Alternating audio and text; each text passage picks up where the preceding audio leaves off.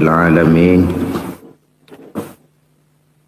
وبه نستعين على أمور الدنيا والدين الصلاة والسلام على أشرف الأنبياء والمرسلين سيدنا ومولانا محمد وعلى آله وصحبه أجمعين أما بعد. Pada pertemuan kali ini secara khusus kita akan membicarakan tentang puasa ini. Kita akan mulai dari yang pertama, puasa sunnah. Sebagaimana yang kita maklum, sunnah adalah satu perbuatan yang apabila kita kerjakan berpahala, tapi apabila kita tinggalkan tidak merupakan dosa. Hanya saja ia merupakan barometer dan ukuran daripada orang-orang yang cinta kepada sunnah itu sendiri. Ada banyak jenis puasa-puasa sunnah ini. Yang pertama, puasa sunnah di bulan Muharram. Rasulullah sallallahu alaihi wasallam bersabda, "Afdhalus siyami ba'da Ramadan Syahrullahil Muharram wa afdalus salati ba'dal faridah salatul lail." Diriwayatkan oleh Muslim dari Abi Hurairah. Puasa yang paling utama sesudah puasa Ramadan tidak lain adalah puasa di bulan Muharram, dan solat yang paling afdal sesudah solat yang wajib adalah solat pada sepertiga malam yang akhir. Puasa di bulan Muharram merupakan puasa sunnah dan mempunyai nilai yang sangat besar dalam pandangan Allah Subhanahu wa ta'ala. Buat mereka yang mampu melaksanakan puasa sunnah di bulan Muharram ini, boleh melaksanakannya selama 10 hari. Hari yang pertama boleh juga 3 hari saja, atau setidak-tidaknya 1 hari daripada bulan Muharram. Yang kedua, puasa 10 hari daripada bulan Zulhijjah. Karena bulan Zulhijjah ini memang termasuk bulan yang dimuliakan oleh Allah Subhanahu wa ta'ala. Pertama, di sana ada hari Tarwiyah, ada hari Arafah, ada hari kurban, ada talbiyah, ada pelaksanaan haji dengan segala manasiknya. Maka puasa sunnah di bulan Zulhijjah merupakan amalan yang sangat utama dan besar pahalanya dalam pandangan Allah Azza wa Jalla. Sebagian ulama menjelaskan, man shoma hazihil ayyam akramahullahu bi asyri asya'in. Siapa orang yang melaksanakan ibadah puasa sunnah pada hari-hari 10 di bulan Zulhijjah ini, Allah Subhanahu wa ta'ala akan memuliakannya dengan 10 macam perkara. Saudara, ini keuntungannya. Yang pertama, orang yang puasa di hari-hari 10 bulan Zulhijjah diberikan al-barakah fi umrihi, diberikan keberkahan pada umurnya. Setiap kita ingin memperoleh umur yang berkah. Umur yang berkah itu yang bagaimana?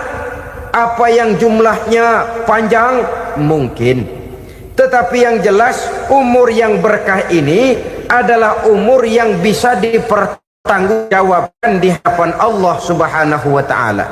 Artinya, umur yang diisi penuh dengan kebajikan, umur yang diisi dengan segala macam kegiatan ibadah, dan umur yang dengan demikian sungguh pun kita sudah mati, jasad terkubur dalam tanah, nama kita akan tetap hidup, dikenal orang oleh karena kebajikan yang kita kerjakan.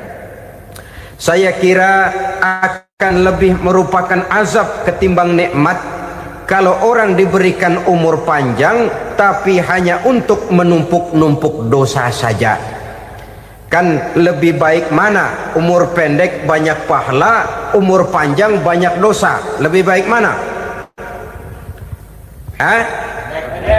Saya yakin yang paling baik tentu umur panjang banyak pahala. Paling sial umur pendek dosa melulu. Sudah diberikan umur pendek tidak seberapa, dosa berlipat ganda. Itu kalau orang kampung bilang tekor namanya. Rugi. Umur pendek hanya untuk menumpuk-numpuk dosa. Boleh jadi kalau umat-umat zaman dulu saudara, mereka diberikan umur panjang. Nabi Adam, kita tahu Nabi Adam itu 2000 tahun umurnya. Nabi Nuh 950 tahun. Umatnya ya rata-rata segitu itu. Nah, kalau mereka misalnya punya umur 800 tahun, lalu 200 tahun mereka melakukan dosa, kan masih punya restan 600 tahun untuk taubat. Karena umurnya diberikan jatah panjang. Kita ini oleh Allah Subhanahu wa taala, umat Nabi Muhammad ini umurnya pendek-pendek. Kalau nyontoh Nabi 63 tahun saja. Kalau diberikan 70 tahun umur kita sekarang, itu sudah dapat jatah lebih 7 tahun. Alhamdulillah bahwa Allah memberikan saat-saat, waktu-waktu, tempat-tempat yang punya nilai istimewa, sehingga umur yang pendek ini bisa bernilai panjang, nilai ibadahnya bisa bernilai pahala seperti umat yang berumur panjang dahulu itu. Karena itu manfaatkan umur dengan baik, dan salah satu keberkahan daripada umur akan datang dengan melaksanakan ibadah puasa sunnah. Ini yang pertama. Yang kedua, az-ziyadatu fi malihi, berikan tambahan hartanya, menjadi orang kaya. Kaya apa? Kaya hati setidak-tidaknya. Karena dengan tekun dan rajin melaksanakan ibadah puasa, yang segera tertanam dalam jiwa seseorang merasakan cukup di dalam kehidupan. Itulah dia orang yang paling kaya, orang yang hidupnya paling cukup. Kalau orang sudah merasa cukup dalam hidupnya, maka itulah dia orang yang kaya. Saudara-saudara kaum muslimin rahimakumullah, puasa sunnah memberikan tambahan harta, usahanya berkembang, dengan demikian membawa keberkahan, hartanya makin bertambah, akan menunjang ibadahnya kepada Allah, lebih memantapkan dan membawa ketenangan dalam hidupnya. Itu termasuk berkahnya melaksanakan puasa sunnah itu. Yang ketiga, al-hifzu fi iyalihi, diberikan penjagaan, perlindungan terhadap keluarganya, anaknya sehat, sanak famili dan handai tolannya terjaga dan terpelihara dari segala malapetaka, dari segala mara bahaya, kesehatannya terjamin dan terpelihara. Itu sudah merupakan modal yang sangat besar di dalam kita mengarungi kehidupan. Sebab rasanya sulit untuk bahagia, duit kita banyak sekali, usaha kita selalu mendatangkan untung yang berlipat ganda. Tapi sebentar-sebentar anak kita sakit, yang ampek, yang korengan, yang kena musibah, ndak karu-karuan sakit, berobat sampai jutaan rupiah. Itu kan sudah tidak membawa kebahagiaan. Uang masuk yang begitu banyak jumlahnya, habis akhirnya untuk berobat saja. Sebenarnya hitung-hitung ya seri-seri juga. Usaha berhasil, duit banyak, habis untuk berobat. Lah sama juga saudara-saudara. Jadi dengan demikian, biar duit kita banyak, asal keluarga pada sehat saja, udah enak bener itu. Duit banyak, ekonomi cukup, keluarga sehat, nikmat rasanya menjalani kehidupan ini. Yang kiamat sudah duit kagak barang seperak, keluarga ampek semua. Kiamat sudah. Saudara hadirin yang saya hormati, jadi yang ketiga, Allah memberikan pemeliharaan terhadap keluarganya. Satu kali orang dipelihara Allah, tidak satu kekuatan pun yang bisa mencelakakan. Satu kali orang disengsarakan Allah, tidak satu tenaga pun yang mampu menyelamatkannya. Itulah sebabnya perlindungan Allah, pemeliharaan Allah terhadap diri dan keluarga sangat kita perlukan di dalam kehidupan ini. Dengan melaksanakan ibadah puasa, kita mendekatkan diri kepada Allah. Dengan dekat kepada Allah, maka Allah pun dekat kepada kita. Sehingga dalam hadis qudsi dikatakan, ta'arraf ilallahi firraha ya'rifka fi syiddah. Ingatlah kepada Allah di waktu kamu senang, agar Allah ingat kepada kamu di waktu kamu susah. Yang kita laksanakan kadang-kadang sebaliknya. Waktu susah kita ingat Allah, waktu senang kita lupa Allah. Akhirnya nanti pada waktu kita melarat, kebelangsak, susah dan sebagainya, pertolongan tidak akan datang kepada kita. Benar, ta'arraf ilallah firraha ya'rifka fi syiddah. Ingatlah kepada Allah di waktu kamu susah, ingatlah kepada Allah di waktu kamu senang, agar Allah ingat kepadamu di waktu kamu mendapat kesusahan. Umumnya watak manusia memang kalau sudah dapat susah, ingat kepada Allah. Waktu duduk, waktu berbaring, sambil tidur, dalam segala keadaan Allah disebutnya, Allah dimintakan pertolongannya. Tapi dikala dia berada pada posisi di atas angin, merasa senang, bahagia, Allah terlupakan. Saudara-saudara kaum muslimin, itu yang ketiga. Yang keempat, at-takfiru li sayyiatihi. Orang yang melaksanakan puasa sunnah itu diampuni segala dosa dan kesalahan yang telah dilakukannya. Dan yang kelima, at-tad'ifu li hasanatihi, diberikan balasan yang berlipat ganda dari segala kebaikan yang dikerjakannya. 1 berbalas 7, 7 bisa berbalas 10, 10 masih berbalas 100, masih ditambah dengan wallahu yudha'ifu liman yasha. Allah melipat gandakan pahala orang-orang yang dikehendakinya. Maka carilah satu kebaikan yang apabila kita kerjakan, dosa akan dihapus dan nilai pahalanya menjadi berlipat ganda. 1 kali kita bekerja, 2-30 bisa kita raih dan kita jangkau. Yang keenam, orang yang melaksanakan puasa sunnah di bulan Zulhijjah, at-tashil li sakarati mautihi, diberikan kemudahan pada saat menghadapi sakaratul maut. Maut a mysterious problem. Dia adalah pintu yang setiap orang pasti akan memasukinya. Bahwa mati adalah mati, itu semua kita tahu. Tapi hakikat orang pada saat menghadapi mati itu kan berbeda-beda. Ada yang matinya itu gampang sekali, persis orang tidur saja, tidak nampak gelisah, tidak bikin susah yang hidup, tidak gelimpangan di tempat tidur, persis seperti orang mau tidur saja. Ada yang sulit sekali menghadapi sakaratul maut, gelimpangan di tempat tidur, bikin bingung orang yang nunggu. Kadang-kadang seperti kerbau digorok lehernya. Saudara-saudara, sulit menghadapi sakaratul maut. Oleh karena itu Rasulullah sallallahu alaihi wasallam sering beliau itu kalau berdoa membaca Allahumma hawin alayya fi sakaratil maut. Ya Allah, mudahkan saya di dalam menghadapi sakaratul maut. Rasulullah saja, saudara, orang yang ibadahnya paling banyak, orang yang hatinya paling bersih, orang yang akhlaknya paling luhur, masih berdoa semacam ini. Mohon dimudahkan oleh Allah agar mudah menghadapi sakaratul maut. Apalagi kita, terus terang kita ini paling-paling kelas muhtalid, bangsa sama pahala mau sama dosa doyan. Lebih perlu lagi menghadapi sakaratul maut, sehingga apabila malaikat maut datang menjemput nyawa kita, dimudahkan, jangan dibikin sulit, supaya mudah. Jadilah orang baik-baik. Biasanya kalau banyak yang mati, malaikat maut juga kali main-mainin dulu tuh orang, utak-atik, ditakut-takutin dan segala macam.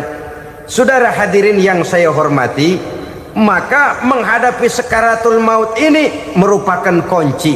Apakah seseorang bisa husnul khatimah atau bisa su'ul khatimah? Salah satu jalan untuk memudahkan diri menghadapi sakaratul maut melaksanakan puasa sunnah di bulan Zulhijjah ini. Yang ketujuh, ad-diya'u li zulumati qabrihi, diberikan terang di alam kuburnya.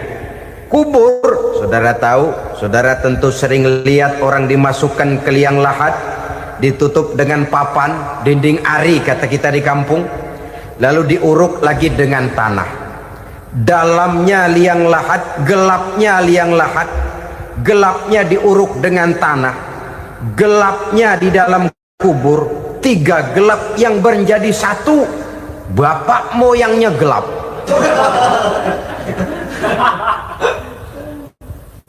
Puasa sunnah ini merupakan terang di alam kubur kita nanti. Yang kedelapan, at-tasqil limizanihi, diberikan keringanan pada timbangan di hari akhirat nanti.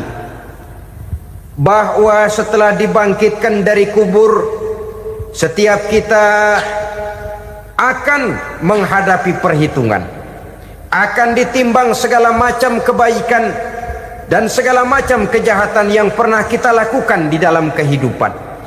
Orang yang melaksanakan ibadah puasa sunnah, at-tasqilu limizanihi, diberikan keringanan timbangan hari akhiratnya nanti.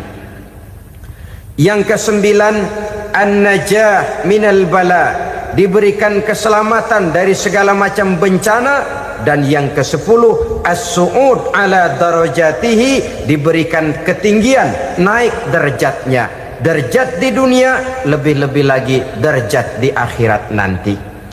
Ini keutamaan yang diberikan Allah Subhanahu wa ta'ala kepada mereka yang melaksanakan ibadah puasa 10 hari di bulan Zulhijjah menurut penjelasan sebagian dari para ulama kita.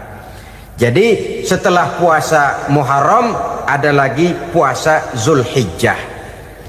Kemudian puasa sunnah yang ketiga, puasa sunnah pada hari Senin dan hari Kamis. Apa sumber hukumnya? Diriwayatkan oleh Imam Muslim dari Abi Qatadah, Rasulullah sallallahu alaihi wasallam ditanya tentang puasa pada hari Senin. Kenapa Rasul melakukan itu? Beliau menjawab, zalika yaumu wulidtu fihi wa yaumu bu'istu au unzila alayya fihi. Hari Senin itu adalah hari di mana aku dilahirkan dan hari di mana aku dibangkitkan. Wahyu pertama turun kepadaku pun pada hari itu. Maka sunnah melaksanakan puasa pada hari itu. Adapun hari Kamis, ada hadis yang diriwayatkan oleh Imam Turmuzi dari Abi Hurairah, Nabi bersabda, tu'radul a'malu yaumul isnaini wal khamisi fa uhibbu ay yu'radu amali wa ana sha'im. Disetor amal setiap manusia pada hari Senin dan pada hari Kamis. Maka aku ingin, kata Nabi, agar pada saat amalku disetor itu aku sedang puasa. Jadi malaikat itu menurut riwayat ini mencatat dan menyetorkan catatan amalan seseorang pada hari Senin, hari Kamis. Tiap hari Senin amalan kita disetor oleh malaikat. Catatan terakhir tentu yang sedang kita kerjakan, sehingga yang masuk daftar, saya tinggalkan orang ini, dia sedang puasa. Karena naik catatan amalnya pada hari Senin. Kamis diangkat lagi, catatan paling akhir, saya tinggalkan orang ini, dia sedang puasa. Itu makna fa uhibbu ay yu'rada amali wa ana shaim. Aku senang kalau pada saat amalku disetor, catatan paling akhir aku lagi puasa. Satu keistimewaan. Alangkah celaka tiap amalan disetor kita sedang berbuat jahat. Senin, Kamis, teler, mabok, judi. Tiap amalan disetor, catatan akhirnya saya tinggalkan si fulan lagi teler. Laporan Senin. Kamis laporan lagi, saya tinggalkan si fulan lagi mirip kartu. saudara hadirin yang saya muliakan, alangkah jeleknya catatan kita. Oleh karena itu sunnah puasa pada hari Senin dan hari Kamis. Ini amalan sunnah saudara-saudara. Dan oleh karena ini amalan sunnah, sebagian ulama memberikan penjelasan, walaupun lupa niat, kalau sudah malam itu lupa niat, boleh niatnya sudah siang puasa sunnah ini, dengan catatan dari pagi belum makan apa-apa. Malam saudara lupa, tahu-tahu ingat ini hari Senin, dah jam 10, niatlah jam 10 itu, sah puasanya asal dari pagi belum makan apa-apa. Tapi kalau sudah dapat 2 piring baru niat jam 10, itu lain, ngojek namanya. Jadi puasa sunnah yang ketiga, puasa pada hari Senin dan hari Kamis. Yang keempat, puasa jenis sunnah yang keempat, puasa 6 hari di bulan Syawal. Diriwayatkan oleh Imam Muslim dari Abi Ayyub bahwa Nabi bersabda, "Man shoma Ramadhana summa atba'ahu sittan min Syawal kana kasyamid dahri." Barang siapa yang berpuasa di bulan Ramadan kemudian diikutinya dengan 6 hari di bulan Syawal, maka dia seolah-olah seperti orang yang berpuasa 1 abad lamanya. Allahu Akbar. Demikian besar keuntungannya. 6 hari di bulan Syawal sama dengan orang yang berpuasa 1 abad lamanya. Ini fadailul a'mal saudara-saudara. Jangan diartikan karena menang sudah puasa 6 hari bulan Syawal, Ramadan tahun depannya lantas nggak puasa. Kenapa? Ukurannya sudah 1 abad. Bukan itu pengertiannya. Ini mendorong orang memberikan ganjaran pahala yang sedemikian besar. 6 hari setelah Ramadan, artinya di bulan Syawal, tidak pada hari pertama Syawal karena haram hukumnya berpuasa pada hari fitri itu. 6 hari di bulan Syawal, tinggal lihat yang mampunya saja, boleh berurutan, boleh tidak berselang-seling, boleh, asal saja jumlahnya 6 hari selama masih bulan Syawal itu. Hari ini 3 hari lagi, 4 hari lagi, diselang-seling atau berurutan, itu juga lebih baik. Puasa sunnah 6 hari daripada bulan Syawal. Kemudian yang kelima, puasa sunnah 3 hari pada setiap bulan. 3 hari pada setiap bulan. Diriwayatkan oleh Imam Bukhari dan Muslim dari Abi Hurairah. Abi Hurairah bercerita, "Ausani khalili sallallahu alaihi wasallam bisalasin." Kekasih saya Rasulullah berwasiat kepada saya, memesankan benar-benar kepada saya untuk melaksanakan 3 amalan yang terpuji. Pertama, siyamu salasati ayyamin min kulli syahrin. Puasa 3 hari dalam setiap bulan. Ini wasiat yang pertama. 3 hari pada setiap bulan. Tidak peduli bulan apa saja. Dalam artian ya bulan menurut perhitungan Islam ya. Muharram, Safar, Rabiul Awal, Rabiul Tsani, Jumadal Ula, Jumadil Akhir, Rajab, Sya'ban, Ramadan, Syawal, Zulqa'dah, Zulhijjah dan selanjutnya. 3 hari pada setiap bulan. Tanggalnya tanggal berapa saja. Lebih utama pada yang disebut Yaumul Bid, yaitu hari-hari di mana bulan menunjukkan purnama. Tanggal 13, tanggal 14 dan tanggal 15 pada setiap bulannya itu disunahkan melaksanakan puasa. Itu wasiat pertama, puasa 3 hari pada setiap bulan. Wasiat yang kedua, waraqatai duha, melaksanakan sholat duha sekurang-kurangnya 2 rakaat. Itu wasiat yang dipesankan benar kepada saya, kata Abi Hurairah. Pertama, puasa 3 hari pada setiap bulan. Yang kedua, usahakan jangan meninggalkan 2 rakaat minimal daripada sembahyang duha. Kita tahu sembahyang duha itu sembahyang sunnah di waktu pagi seketika matahari naik sepenggalahan. Sekurang-kurangnya 2 rakaat, sebanyak-banyaknya 8 rakaat. Di antara fadilah atau keutamaan daripada solat duha ini yaitu menyangkut masalah rezeki dan usaha. Kemudian wasiat yang ketiga, wa an utira qabla an anama. Beliau sangat berwasiat kepada saya untuk solat witir sebelum tidur. Artinya solat malam sebagai amalan sunnah di dalam kehidupan kita. Jadi saudara-saudara, dalam hidup ini kita akan selalu berbentur dengan keperluan. Kalau pada satu saat kita sudah sampai kepada tahap berpikir ini keperluan saya, tentu hal-hal semacam ini akan kita kerjakan. Kita belum tergerak melaksanakan ini semua oleh karena barangkali kita merasa belum memerlukannya. Karena itu marilah kita berusaha di samping melaksanakan puasa yang wajib juga melaksanakan puasa yang sunnah di dalam kehidupan kita. Ini jenis puasa-puasa yang sunnah. Kemudian yang kedua, ada macam puasa yang disebut puasa nazar. Hukum pelaksanaannya wajib apabila nazarnya sudah terwujud. Puasa nazar, puasa yang dikaitkan dengan suatu persoalan.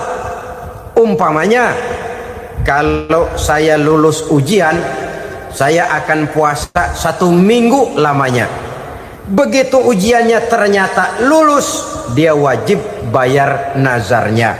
Puasa 7 hari, tidak lagi sunnah tapi wajib karena dia nazarkan. Asal saja tidak sah nazar kepada yang makruh apalagi kepada yang haram. Umpamanya nazar kalau tembus 6 nomor mau puasa 3 hari. Itu nazar semacam itu bukan saja tidak sah tapi haram hukumnya. Tidak boleh nazar kepada yang makruh apalagi kepada yang haram.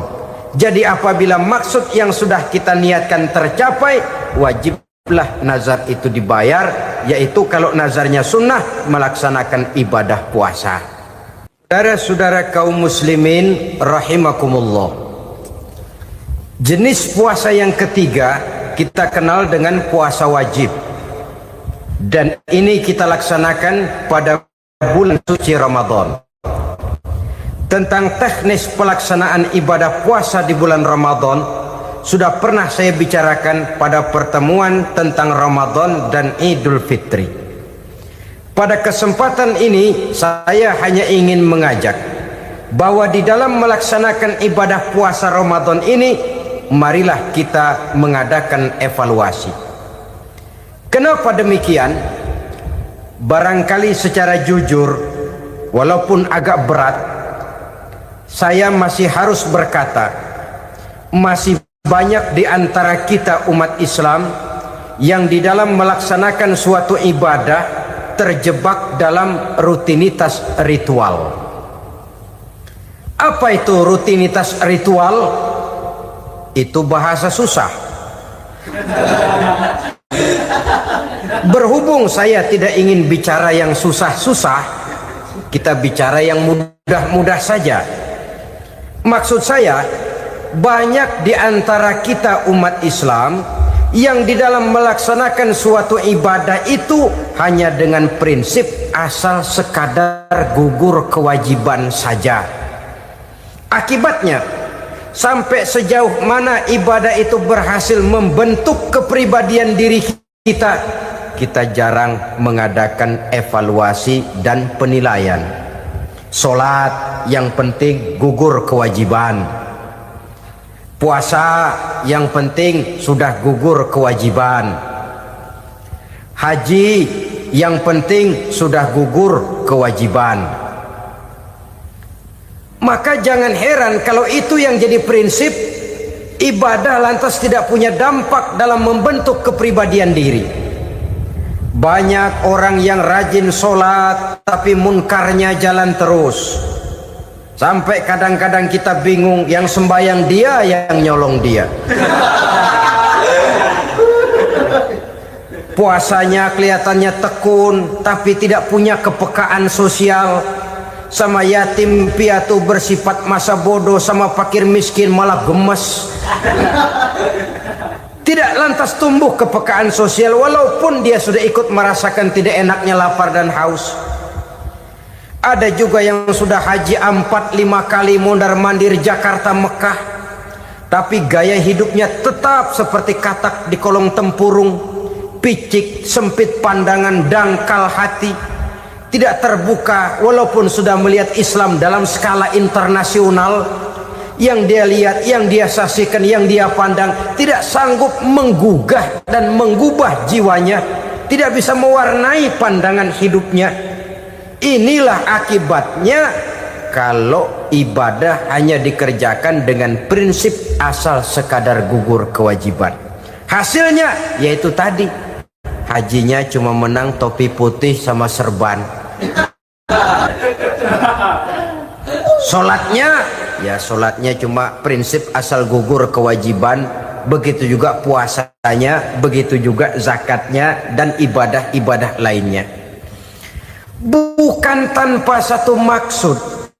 Jikalau Allah Subhanahu wa taala memerintahkan kita melaksanakan ibadah puasa di bulan suci Ramadan, bahkan maksud itu sangat pada penghujung ayat yang memerintahkan kita puasa.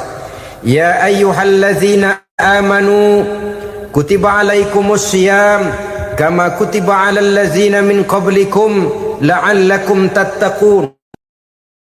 Orang yang beriman diwajibkan atas kamu berpuasa, telah diwajibkan juga kepada orang-orang yang sebelum kamu, la'allakum tattaqun, agar kamu dengan puasa itu menjadi manusia yang bertakwa kepada Allah Subhanahu wa taala. Dengan kata lain, berhasil atau tidak puasa Ramadan kita ini akan nampak takwa kita meningkat atau tidak setelah kita melaksanakan ibadah puasa. Sehingga kalau orang mengatakan Ramadan itu merupakan month of training, bulan latihan, keluar latihan tentu harus semakin naik dan baik gaya kehidupan kita. Jadi tujuan utama daripada pelaksanaan ibadah puasa adalah untuk membentuk manusia yang bertakwa. Nah, takwa itu kata Imam Qusairi hurufnya ada 4. Ta, qaf, wawu, ya. Masing-masing huruf ini simbol dari pribadi orang yang bertakwa, bina dan dibentuk oleh pelaksanaan puasanya. Mari kita lihat. Huruf ta adalah lambang dari sifat tawadhu, rendah hati. Orang yang bertakwa, orang yang tidak mempunyai sifat sombong. Puasa menanamkan kita kesadaran terhadap kelemahan, terhadap keterbatasan, terhadap segala ketidakmampuan yang kita miliki. Ya Allah, baru sehari nggak kena makan, nggak kena minum, sudah begini lemesnya. Puasa memang, kalau pagi orang masih sehat, masih terdorong oleh sahur, siang masih lumayan, tapi zuhur ke atas biasanya mulai sikap lemah manusiawi, keterbatasan kekuatan biologis itu mulai nampak. Dari sini tanam satu kesadaran, kalau begitu apa yang mau disembuhkan di hadapan Allah? Kaya, siapa sih orang paling kaya? Ilmu, siapa sih orang paling pintar? Pangkat, siapa sih orang paling tinggi jabatannya?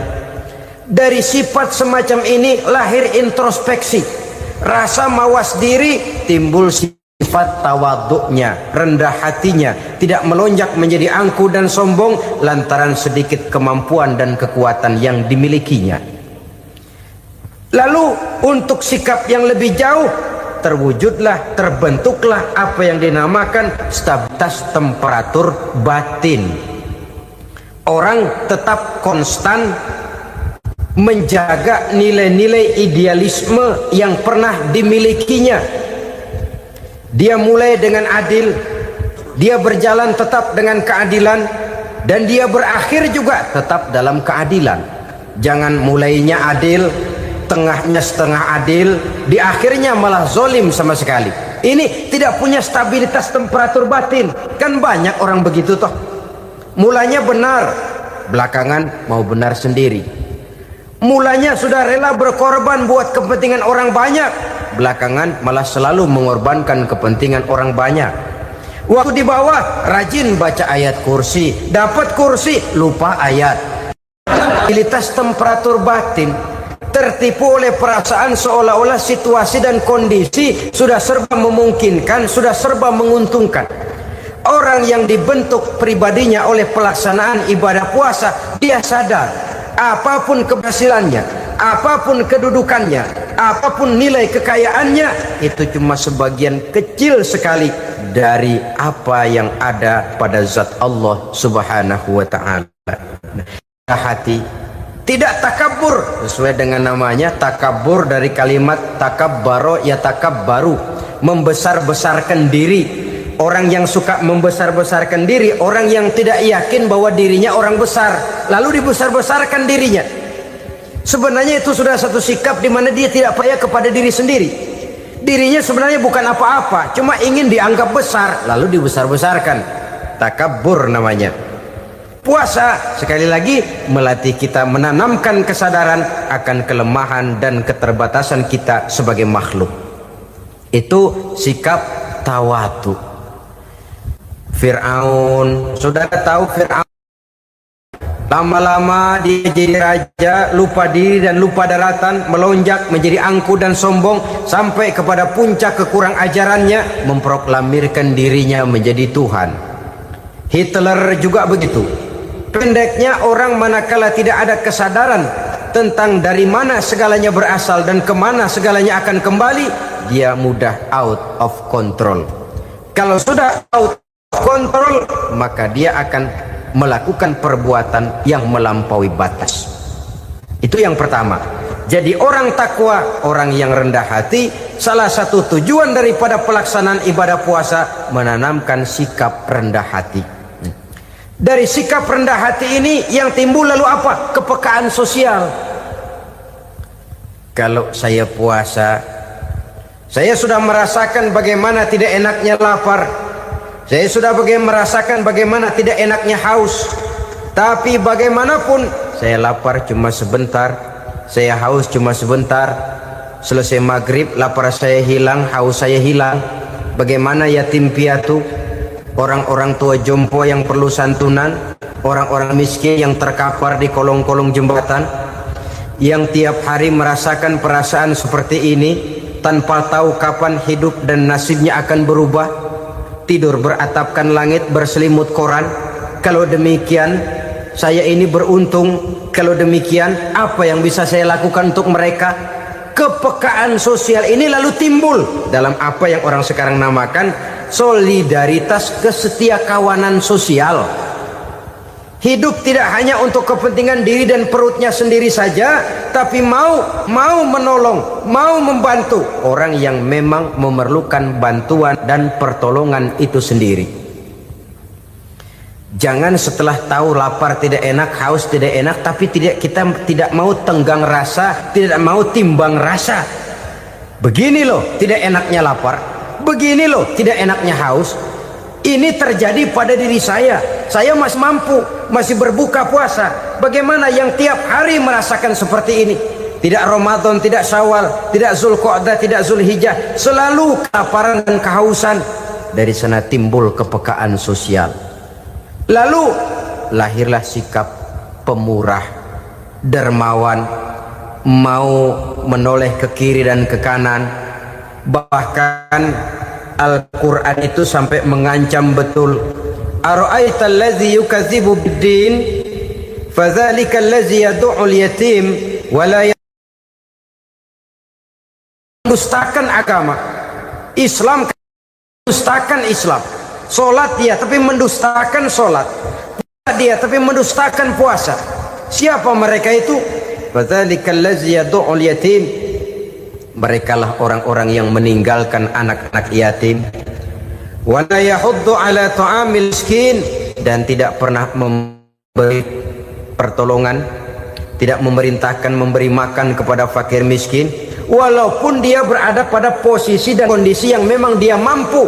Nah, kalau dia tidak mampu itu lain soal.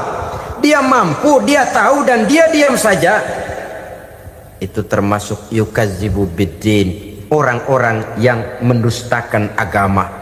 Berlindung kita kepada Allah, jangan sampai termasuk ke dalam kelompok itu. Yang kedua, saudara, huruf takwa itu qaf. Qaf adalah lambang dari sifat qanaah.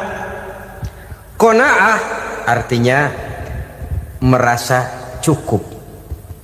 Puasa melatih kita untuk bersikap cukup dalam hidup. Kalau kita perturutkan menjelang saat berbuka, menunggu waktu berbuka, istilah orang di Jawa Barat ngabuburit katanya, kita menunggu saat berbuka, segalanya saja ingin kita beli, segalanya saja ingin kita minum, semuanya saja ingin kita makan, sebab nafsu sudah begitu berupa, perut sudah sedemikian lapar, kerongkong sudah sedemikian haus, rasanya semuanya saja ingin kita telan. Tapi tahukah kita bahwa setelah maghrib berbunyi, berapa banyak yang kita makan, berapa banyak yang kita minum? Sesuaikah dengan keinginan kita tadi siang? Tadi siang semuanya ingin kita makan, tadi siang semuanya ingin kita minum. Setelah berbuka, berapa banyak yang kita makan, berapa banyak yang kita minum? Itulah kehidupan. Segalanya ingin kita kuasai, segalanya ingin kita punyai, tapi berapa sih yang benar-benar kita perlukan? Maka orang kaya adalah orang yang hidupnya cukup. Orang miskin hakikat yang selalu merasa kurang. Bagaimanapun besar rumah, banyak uang kita, berpuluh kendaraan kita, kalau hidup selalu merasa kurang, itu artinya kita masih miskin. Maka jikalau ingin menjadi orang kaya, kuncinya hakikatnya cuma satu, hati kita merasa cukup dengan yang diberikan Allah, bersyukur atas segala nikmatnya, dan dengan syukur itu, nikmat itu akan ditambah oleh Allah Subhanahu wa ta'ala. Puasa menimbulkan sifat qanaah, dan qanaah adalah watak daripada orang-orang yang bertakwa kepada Allah Subhanahu wa ta'ala. Persis seperti orang minum air laut, makin diminum makin haus, makin diminum makin kering tenggorokan. Begitulah orang berhadapan dengan materi. Tadinya dia akan senang kalau dia merasa punya tanah ratusan hektar. Sudah ratusan hektar tidak cukup, ngelamun lagi, alangkah nikmatnya kalau bisa beli gunung. Gunung dibeli, sudah punya gunung, lihat laut, aduh kalau laut juga bisa dibeli, beli lagi laut. Sudah punya laut, lihat ke atas, langit ada yang jual apa enggak ya?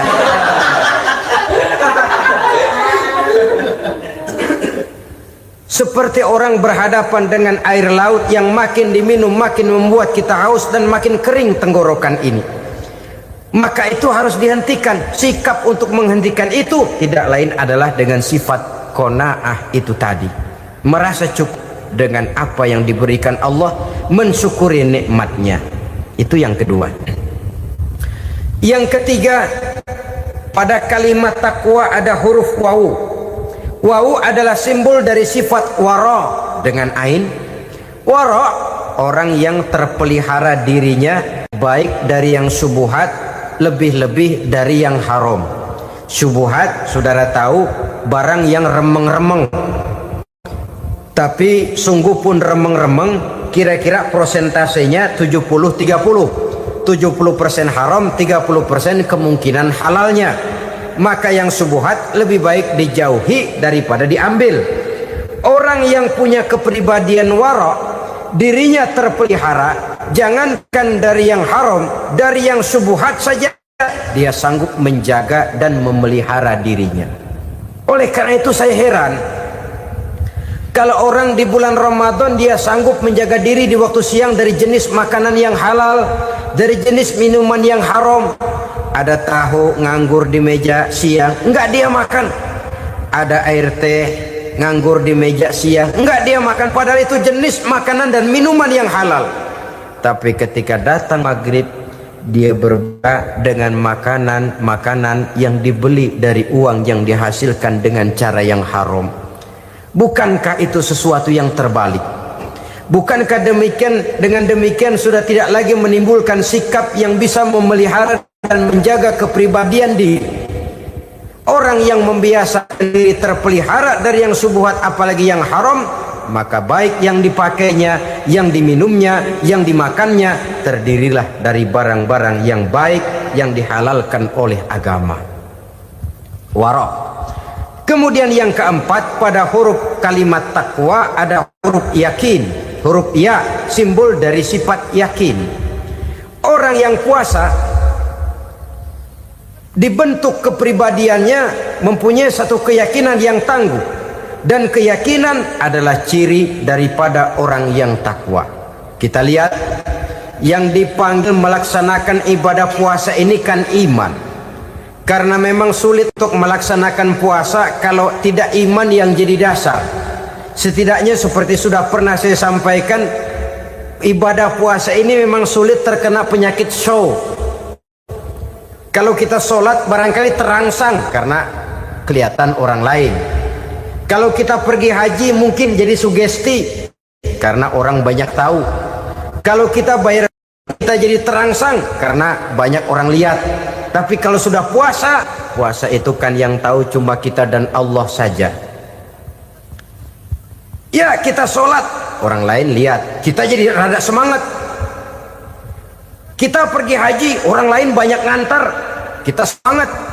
Kita bayar zakat, orang lain banyak saksikan, kita bersemangat. Tapi kita puasa, siapa yang mau nyaksiin kita puasa? Siapa yang mau memuji kita puasa? Siapa yang mau menyanjung kita puasa? Itu cuma urusan kita dan Allah. Oleh karenanya dasar daripada pelaksanaan ibadah yang harus mencegah tenggorokan segalanya jadi nikmatan. Tidak ada kerja yang lebih indah selain kerja yang didasarkan kepada satu keyakinan bahwa yang kita kerjakan itu adalah sesuatu yang benar. Dalam hal ini sesuatu yang diperintahkan oleh Allah Subhanahu wa taala kepada kita.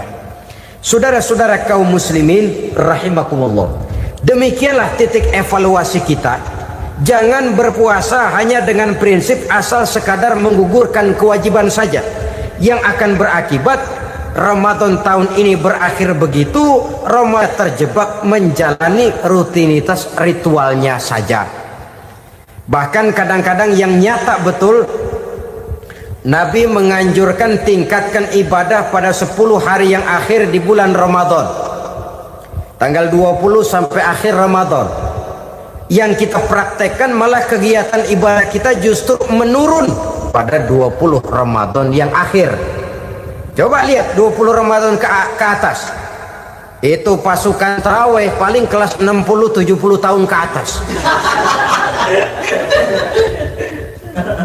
Kemana yang lain sudah berpikir menghadapi lebaran, berpikir pulang mudik, berpikir macam-macam. Akibatnya konsentrasi ibadah lalu buyar. Dianjurkan Rasul tingkatkan ibadah pada 10 hari yang terakhir. Kita malah makin ke akhir makin lancip.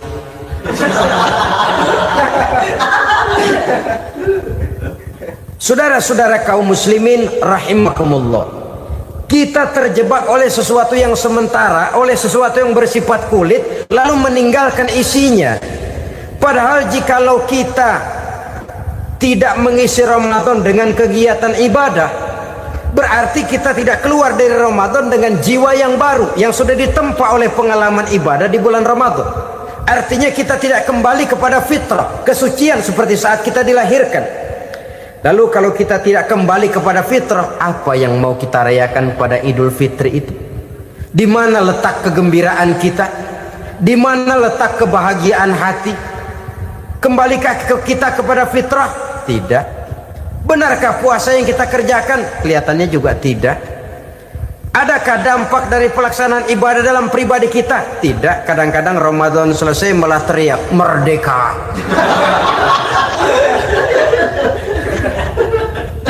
Kalau tadinya Ramadan dia merasa terhalang, mau keluar siang, mau makan siang, bulan puasa, mau minum siang, bulan puasa, mau gandengan, bulan puasa. Ramadan selesai, kibarin bendera, teriak merdeka.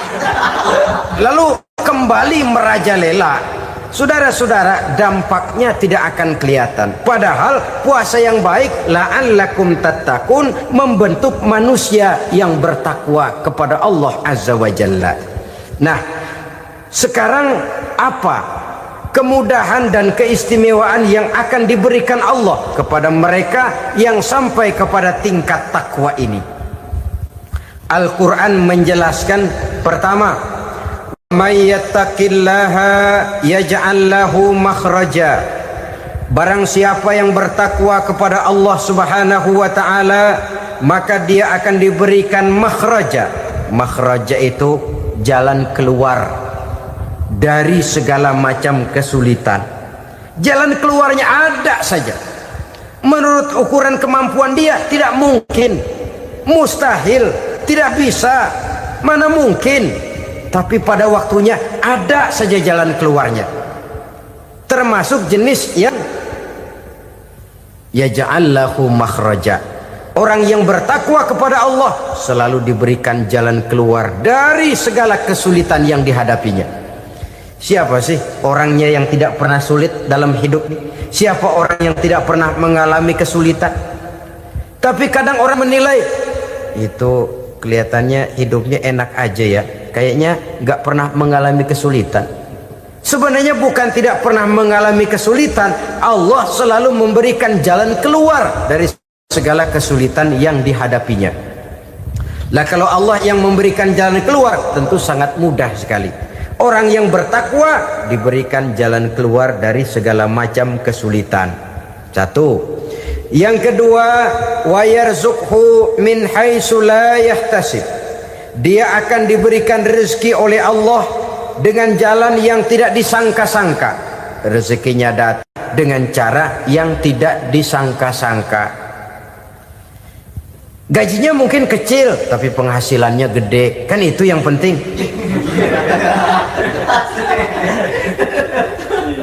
Gaji dan penghasilan kan lain tuh.